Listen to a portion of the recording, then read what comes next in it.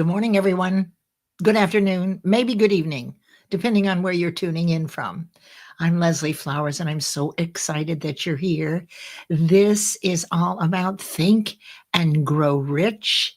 And allow me to bring this up on the screen as I sing you in, as I usually do. So let me add this, and we'll make it like this. And so come on in. Comments are open. Excited to hear where you're calling in from. This is an extra special lesson today. Persistence is the sustained effort necessary to induce faith. Yes, think about that. Anyway, here we go. When you just give love and never get love, you better let love depart. I know it's so, and yet I know I can't get you out of my heart. You made me leave my happy home. You took my love and now you're gone. Since I fell for you,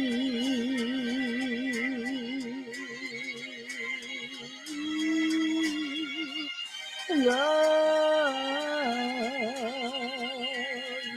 brings such misery and pain. I guess I'll never be the same since I fell for you.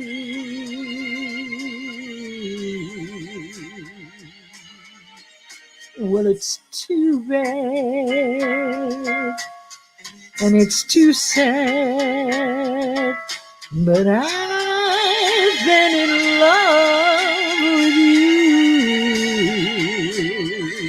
First you loved me, then you snubbed me, but what can I do?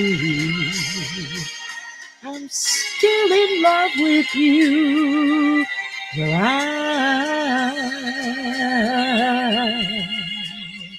I guess I'll never see the light. I get the blues most every night since I fell for you.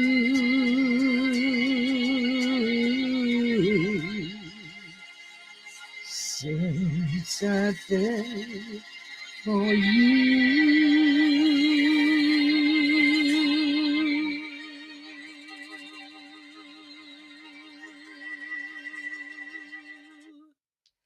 Good morning, everyone. I hope everyone is doing well. Good afternoon. It's Friday, wherever you are.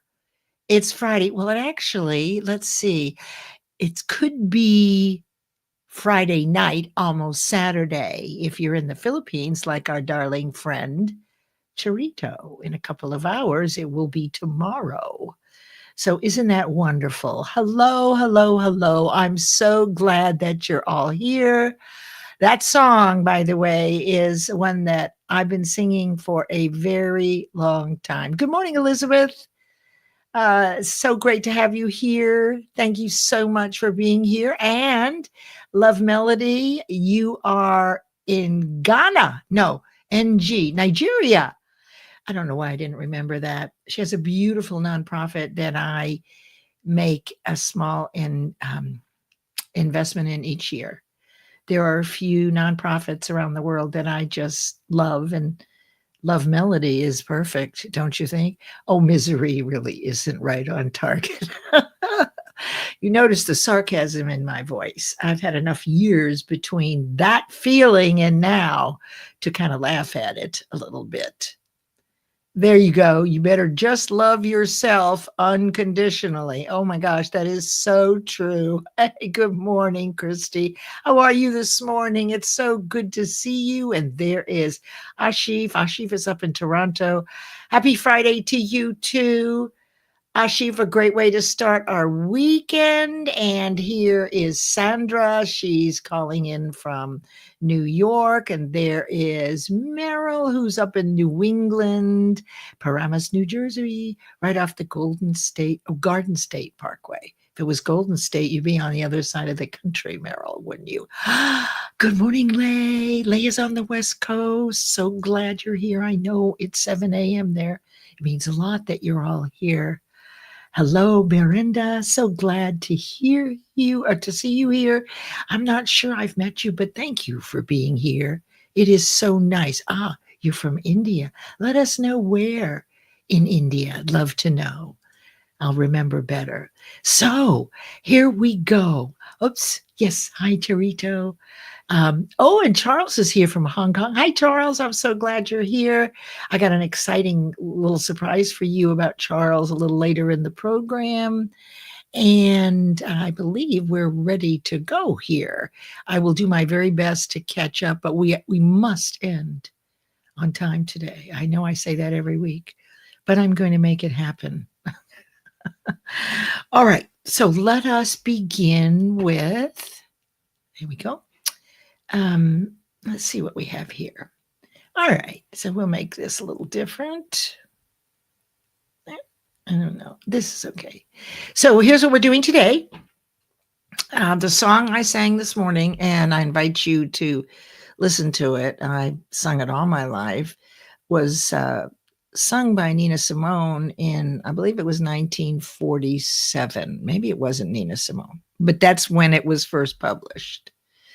And so what I'm doing in this program is taking us back. And actually, let me do this. Oops. There we go.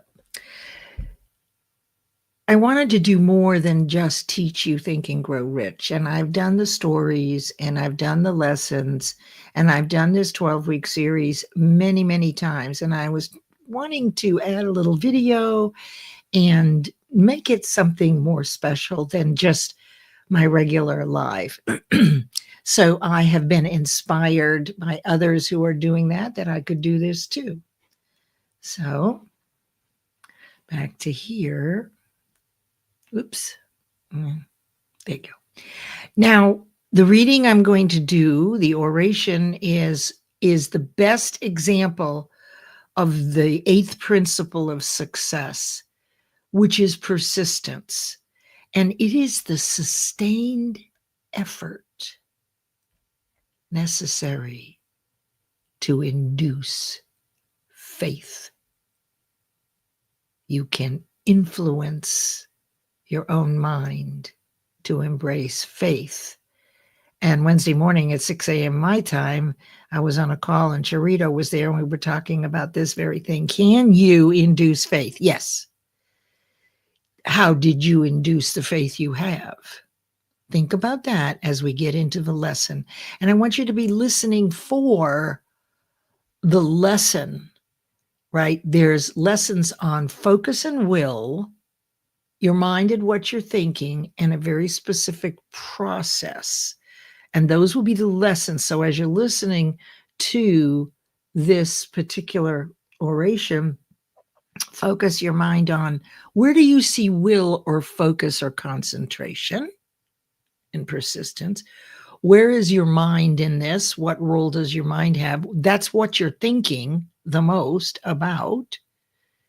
And then is there a process? And there is, and I'm going to give that to you today to bring the definite purpose and the thing that you want into reality. Now we do it. We've been doing it since we were kids. The power comes in distinguishing exactly what were the steps we took that made us successful. And that's why we usually only pick one goal at a time. because first of all, many goals, very little gets done. It interferes with living life, and you ought to be able to live life and enjoy it. But if you could set one goal every 12 weeks and have the process and have practiced this so that you know the process, what would it be like to always achieve your goals? Because right now, I would say 99% or more of people achieve them haphazardly or sporadically. And some people are okay with that. But if you're building a business and you want to gain momentum, and you also want to grow in your awareness of your own true infinite potential, then setting and achieving consistently actually goes a long way to have you live a life of wealth, health, and happiness. And then we'll do a visualization. I'm going to take you back 100 years again. And we're going to do a 3-minute visualization. And the purpose of this is for you to exercise your muscle of imagination. And you'll see that show up today because it's an intellectual faculty and it grows in direct proportion to its use. So visualization is the DNA of manifestation.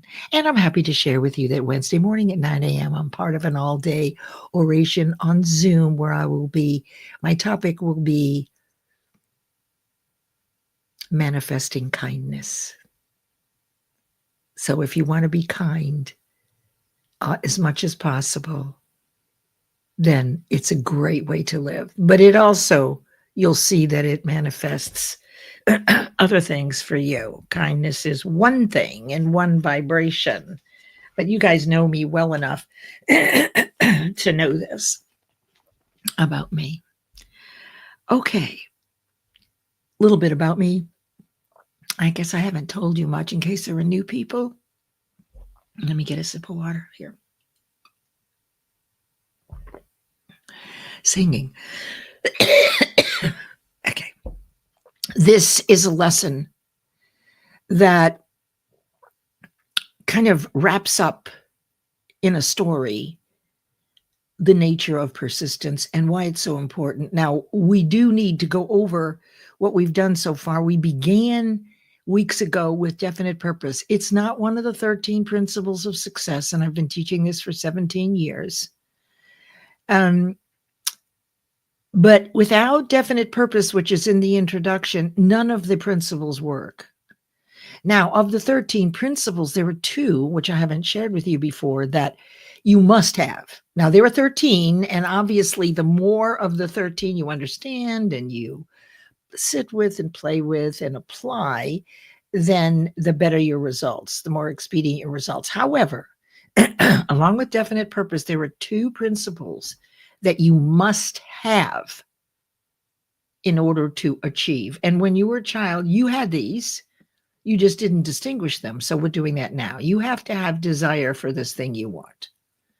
You have to be compelled to get it. You have to be the one. You do not know how you're going to do it. You know why and the impact it'll have.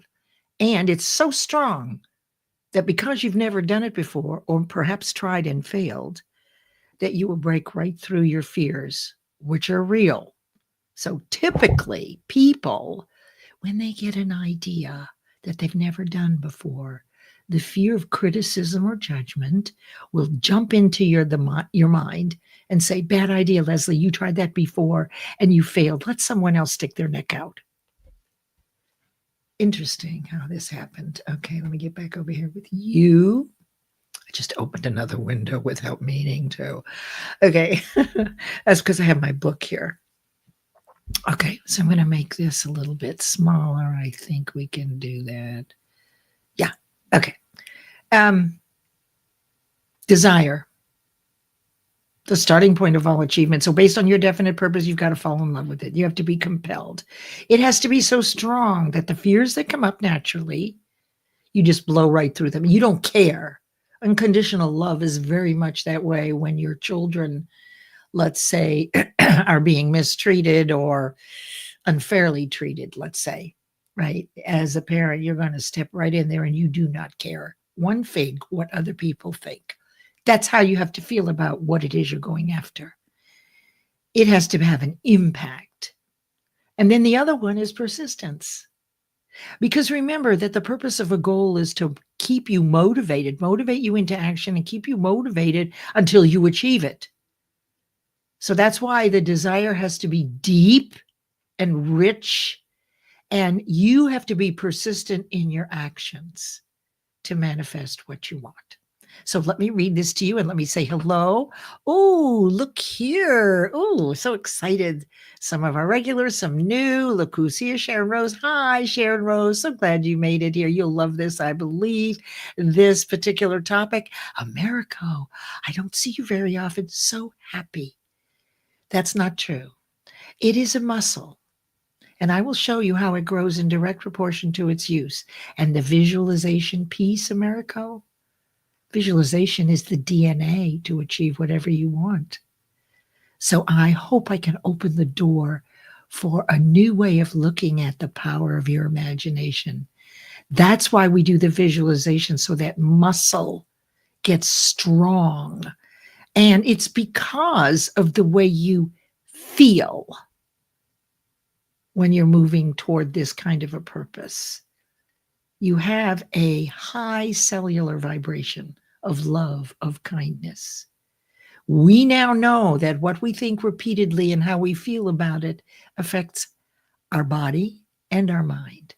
If we're thinking something horrible, we'll drag our feet or stub our toe. But there's a spring in our step when we're thinking about this thing that we want to bring into the world. So I'm very glad you're here. Thank you so much for investing your time with me and to get to know me a little bit. Hi, Mark. Mark calling in from India. Hello, MD. Boy, I haven't seen you in a long time. It is so good to see you again. You think I don't notice. I notice everybody. The best part about this room is that we all think similarly. Everybody's open to what I call agile thinking, to be enough in control of what you're thinking so that you have choices about which different point of view you're going to capture for any discussion. It's not that you just have one way of doing it. You have, over your life, learned a lot of different frames of references, the ability to outweigh your fears and to speak objectively and bring forth your synthetic imagination, the things you've learned before. Oh, you are agreeing with me? Okay, cool. Oh, good. Oh, Linda. Hi, Linda Meyer is here. So glad you're here. Thank you so much for spending time here. I do this on Friday, and then on Mondays, I have Mind Over Matter Mondays. And this is where we bring in, and I'll drop this right here, right now for fun. This is where I bring in, go back over here, where I bring in different experts about the mind. And I'm so excited that Monday at 10 a.m., Charles Caldwell, thank you, Charles, is here. He was on staff with Landmark Education. This came out of EST in the 60s with Werner Erhard. And I have taken the classes, and Deb Hallis has, and a lot of people have done Landmark. So let us know and come in at 10 a.m. because there are 25 distinctions that are at the base of transforming yourself. Now, you're not going to learn them all. We'll give you 1, 2, maybe 3, right, Charles? Right. So Linda, I hope you'll be there with us. And Linda is a chef, and her specialty is Italian. All right, we're going to get right into this. Yes, if you're wondering how to outwit your fear, and thank you for bringing this up, because sometimes I forget to say this. I don't have a script. I've been teaching this for 17 years, every single week.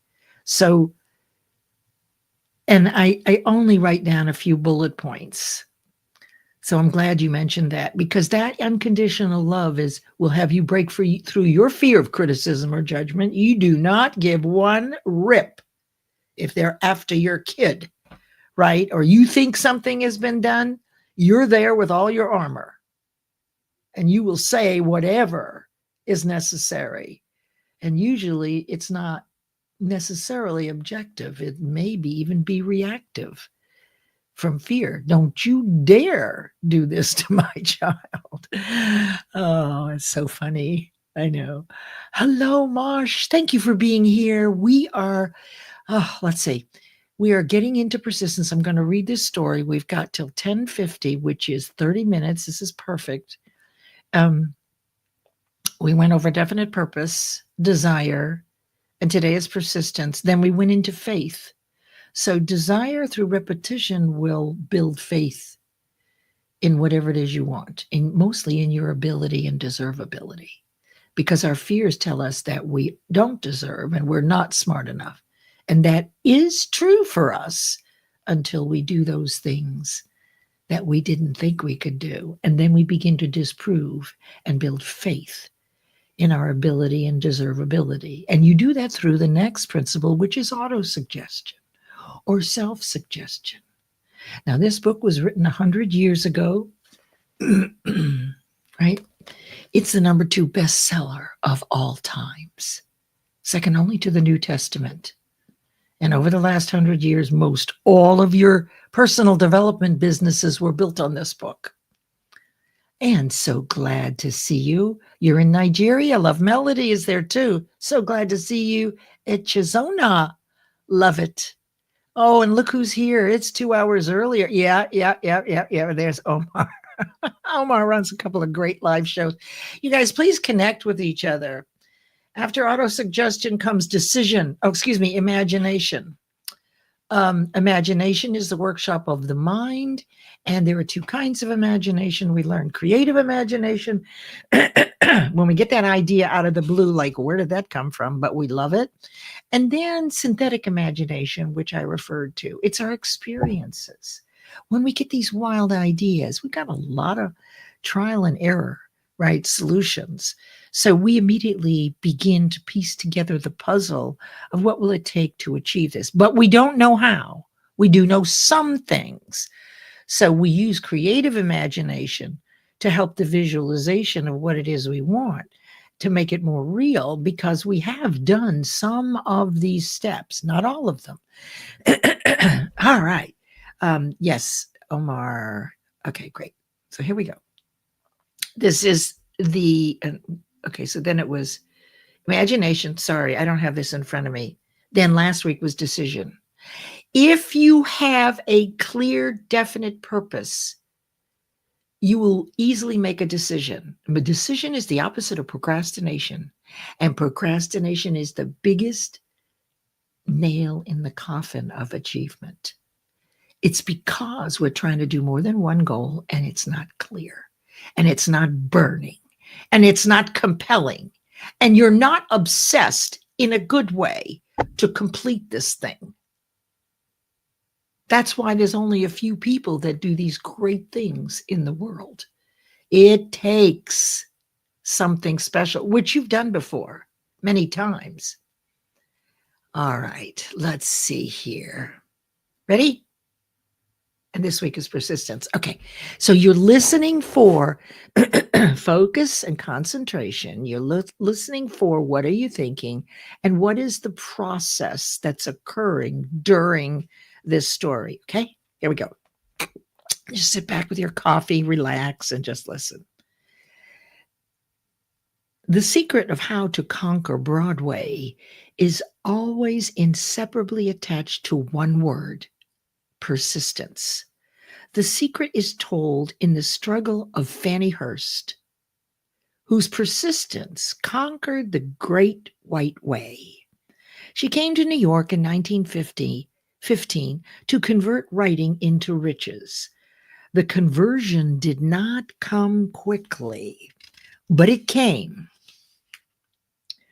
For 4 years, Miss Hurst learned about the sidewalks of New York from firsthand experience.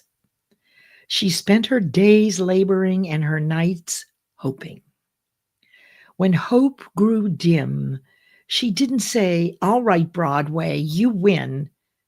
She said, "Very well, Broadway, you may whip some, but not me. I'm going to force you to give up." One publisher of the Saturday Evening Post sent her 36 rejection slips before she broke the ice and got a story across. The average writer, like the average in other walks of life, would have given up the job when the first rejection slip came, right? I agree. She pounded the pavements for 4 years to the tune of the publisher's no, because she was determined to win. Then came the payoff. The spell had been broken. The unseen guide had tested Fanny Hurst, and she could take it. From that time on, publishers beat a path to her door. Money came so fast she hardly had time to count it.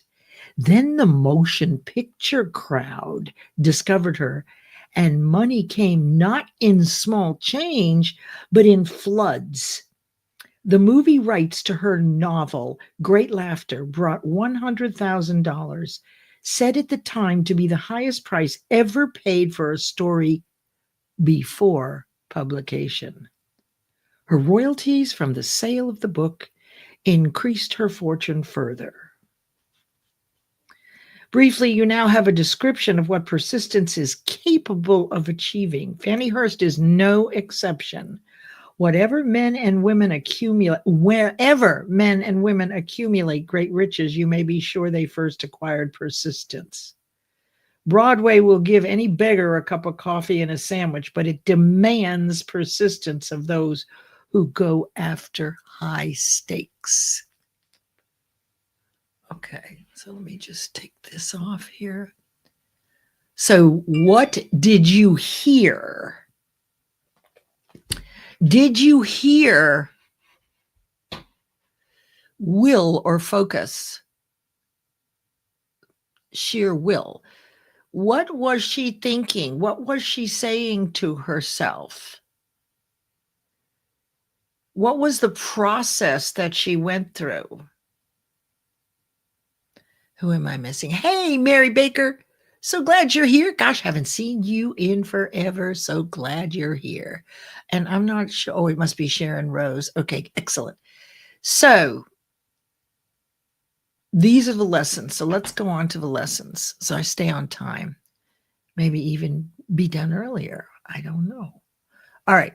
So this is week 7, which is persistence. Now remember that once you have a definite purpose, the more of these 13 principles that you can apply, the better. All you have to do is show up here every week, which many people have done. And remember that auto-suggestion is how we learn, through repetition. So every 12 weeks I do this, and you hear these lessons in a different way. So not only are you hearing it differently, but you are now higher in emotional intelligence. Because since the last 12 weeks, you've learned, you've grown, you've included things, you've rejected things. So you aren't even the same person when you hear me say it another way. This is why on Mondays, I'm bringing in people who have different ways of thinking about things so that we get to pick and choose which tips, if you will, or processes do I really love? And then we pick one to work on. And there's a way to do that until you master it. Then you pick another one. That's how it works. Okay. Now, this is the power of will. And next week is the subconscious mind, but I will show you this. This is a little complex. Oh, Tracy, you're so funny. I love you, Tracy. Tracy just got back from the Far East. Gosh, she was in, I think, Japan and China. So exciting. All right, let's see. I want to make sure that, okay, so good. Ask any questions. Ask for clarifications. Okay, so this is pretty simple, but this is you and me in the middle. And I'm just going to show you a few things here. The conscious thinking mind is when information comes in through our 5 senses. See, hear, smell, taste, and touch. That's how we all get our information. We hear things, right? And it comes in. We feel things. We smell things. We touch things. That's how most all of us get our information. But once you've done this work, you have a secret group of spiritual warriors. That's what I've called them all these years. The conscious mind is your thinking mind. This is where you can accept and reject information. If you don't like it, you just don't listen to it. You may, or if it confuses you, don't worry about it. Next time when I talk about it or someone else talks about it, you may be at the right place then to get ready, because I believe that we are connected to the universe, and the universe is love, God, whatever name that you want to give, whatever label, but I believe that it is within us in our conscious mind, and that is where intuition comes in. So these we call mental muscles, and they grow in direct proportion to their use. And this particular one here that we're working on today is will. That is the ability to stand in the face of adversity, to know where you're going, to walk right through your fears. And it's not an everyday occurrence. It's something we aspire to, and we've got to be burning to do it. It has to be. Maybe it was when you went to college and your 4 years in high school were all about getting the grades because it was a particular college that your parents went to or that you want to go to. So you kept your eye, on that 4-year goal. But each year you had a lot to do to keep your grade point average up. So that helps you stay motivated, right, until you achieve the goal. So while I usually do 12-week goals, and sometimes if it's a bigger, more philanthropic goal, we do them in phases, I've discovered over 17 years and 65 12-week courses and 500 people achieving and attending them more than once, some of them, that 12 weeks is about as long as we're going to stay really motivated. And we have to be motivated to the end. So if you have a bigger goal, just break it into phases. But the tasks you do, the couple of steps every week, are not goals. This is where people get really messed up with SMART goals. SMART goals were designed for middle management. And you already know everything. You know where you're headed. You've got a deadline, etc. Those are tasks. Each week you do 2 tasks and then live your life. And this is the auto-suggestion in spaced repetitive intervals over time. So you don't have to fill your days up with this one thing. These are the 6 intellectual faculties we all have, which I call spiritual warriors, because as they get strong and I want to go do something, over on the right is your subconscious mind. And the ancient Greeks called it the heart of hearts. This is where your true faith is, what you believe about yourself. This is where your ego is. It's built on fear, right? I really have to look good, so I want to dress this way. What if I don't look right? That all comes from fear of criticism. Not saying it's right or wrong. We just want to take a look at this. Only one thought is going to prevail in any moment. The beliefs in your subconscious mind are stronger than your conscious mind. And so what we're doing is we're exercising, we're digging into, we're distinguishing how you practice and develop these muscles so that when you get this idea, you know that perception changes with every new bit of information. So you don't dig your heels in to make yourself right and other people wrong. And I mentioned imagination. That's where visualization comes in. And today we took a look at will. So anything that you think persistently, consistently, the way it makes you feel in spaced intervals over time will move into the subconscious, which is not thinking, it's reacting. And you can't see it and you can't reject it. But you do know what you believe by your results. Your results will always match that in which you have faith. And we all have faith in our fears because we've lived them. They're our stripes. We've earned them. And when we bring them back up on the screen of our mind repeatedly over decades, not only does the visual image come, but the cellular vibration and the way you feel. So it's almost like reliving it over and over again. You're 7 years old and you did something wrong in class and everybody laughed at you and you were humiliated and you said to yourself, I'm never getting up in front of people again. Through your life, public speaking is the biggest fear, which is part of criticism and judgment. As soon as someone says to you, and some people, I'd like you to speak in front of people, some people get sick and even throw up because they don't know what's happening, but physically resurrecting through memory, you see memory is here, that image along with it calms the vibration low or high. Fear is low, love is high. Who's going to win? We're working to fill our subconscious mind with faith in our ability and deservability and to outweigh fears.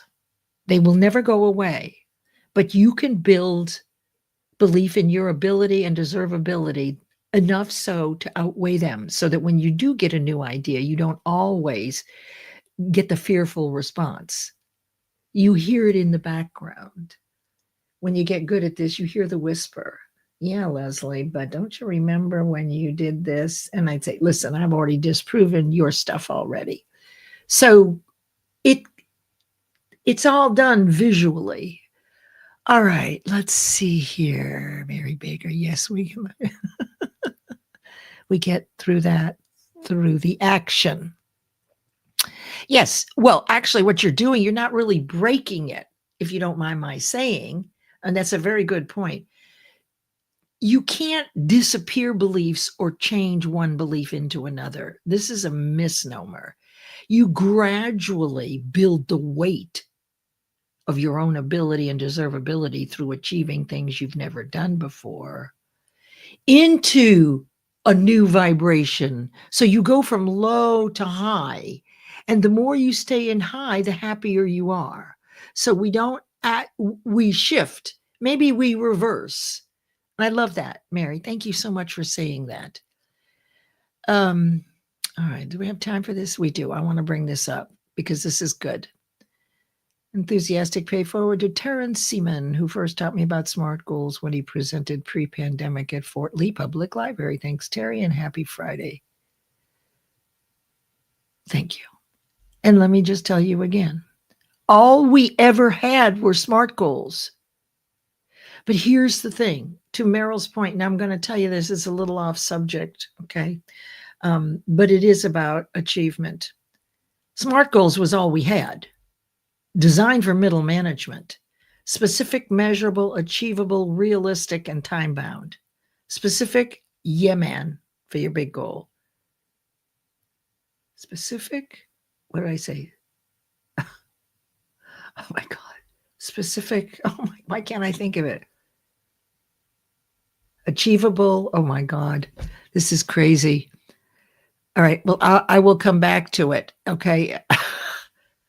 Specific, measurable, achievable, realistic, and time-bound. Specific, yes. Measurable, yes. Achievable, no. When you take on a goal you haven't done before, it is not achievable that you know of. You don't know how. Realistic, no. It's not realistic. Not a goal that you've never done, a new orphanage, a new program. So achievable and realistic, if they were like for tasks, no problem, but you will not stay motivated. You would have already done it if they were achievable and realistic. And then time-bound, yes. Okay. And thank you for that. So get the distinction, because you will not consistently achieve large goals and goals that are inspired by using SMART goals, because it plays down. It tells you, yes, you can achieve it, and it is realistic, but that's what tasks are for each week. I want to do 2 things toward my goal that's achievable and realistic. And thank you so much for that, Meryl. All right, let's go on to the next one because I got time here. All right. Now, this is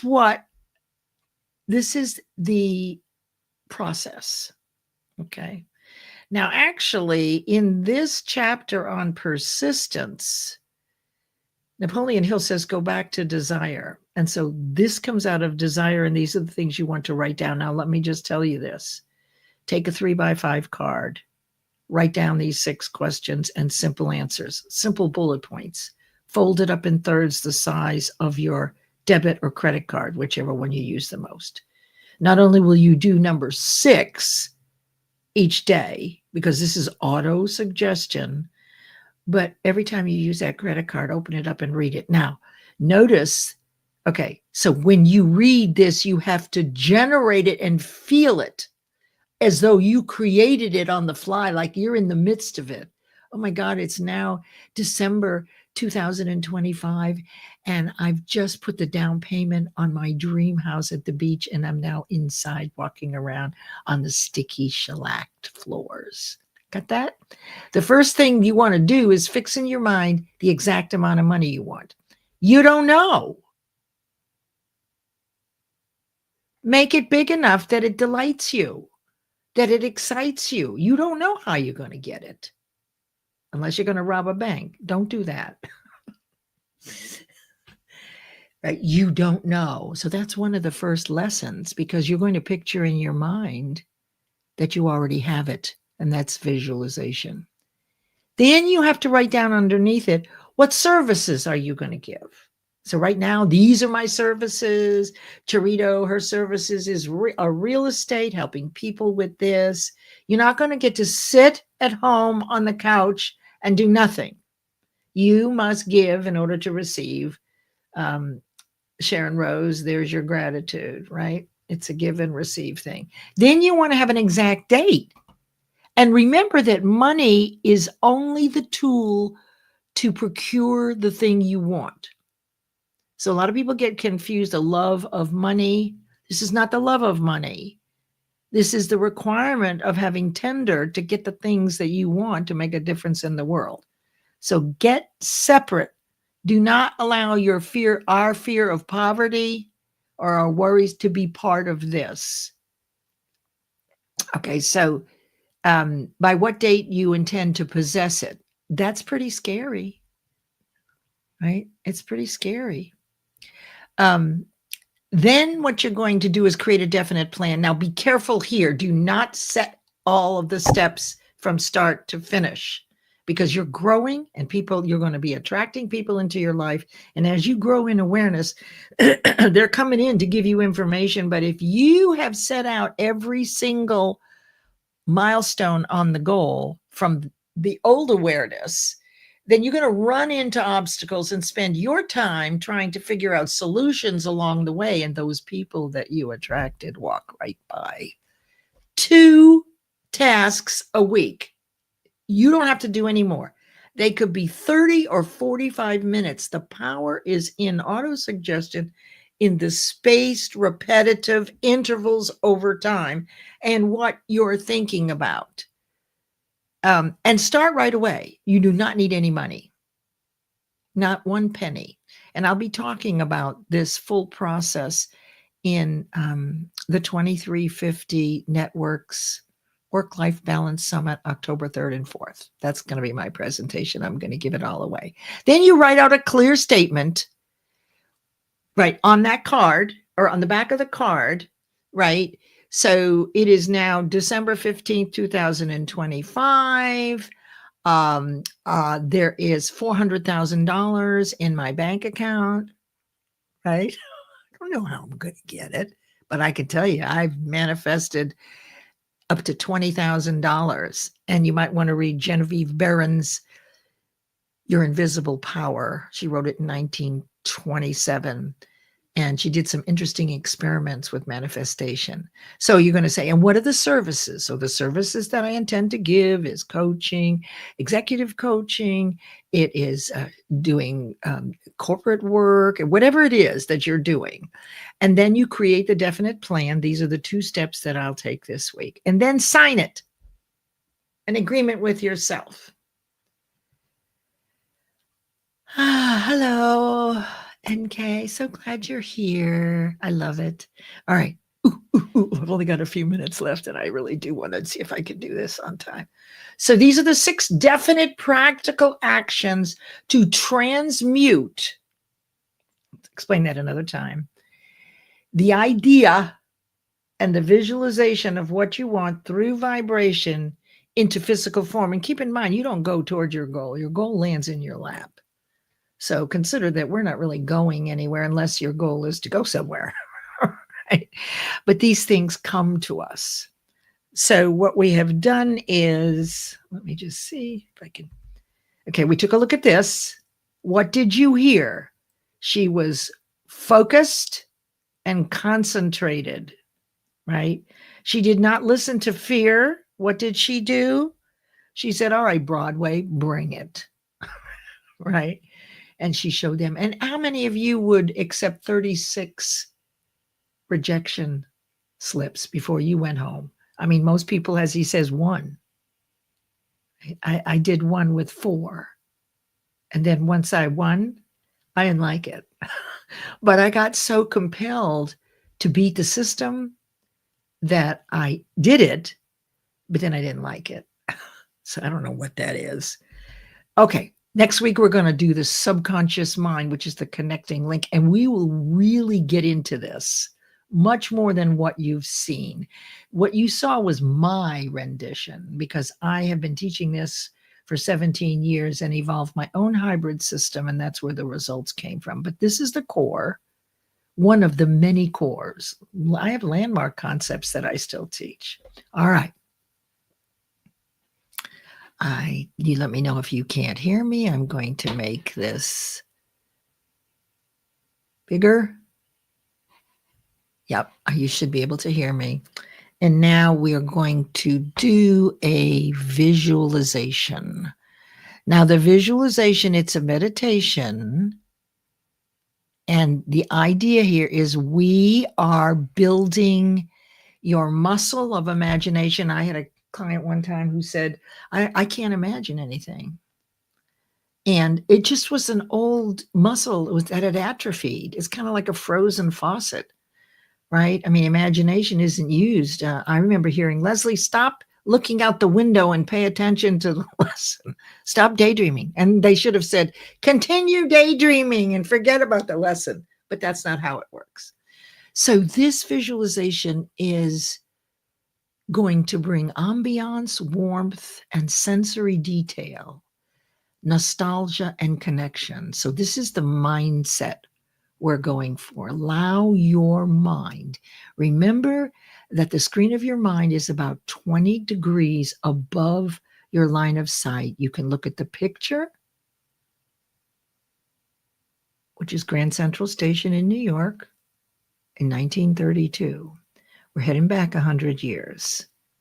And so you may look at the picture or you may close your eyes. And let's develop this muscle. It's Grand Central Station. All right, everybody. Close your eyes and take a slow, deep, steady breath in through your nose. Fill your lungs and your diaphragm. And once it's full, exhale very slowly through your mouth. Relax in your chair. Let yourself drift back in time. It's 1932, and you're standing beneath the celestial ceiling of Grand Central Station in New York City. The air hums with energy, heels clicking against marble, porters calling out destinations, the distant whistle of a train arriving on track 27. You look up. The windows stretch high above you, arching like cathedral glass, letting in the soft morning light. Dust motes dance in the golden beams, casting a gentle glow over the bustling crowd. The architecture surrounds you like a monument to possibility, ornate, timeless, grand. You clutch your ticket in one hand, your small suitcase in the other. The leather handle is worn, smooth from years of travel. Around you, people rush past, men in fedoras,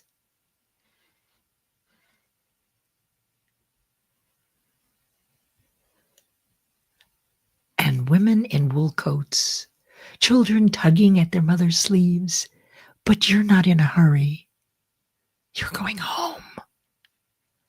As you walk toward your platform, you feel a warmth rise in your chest.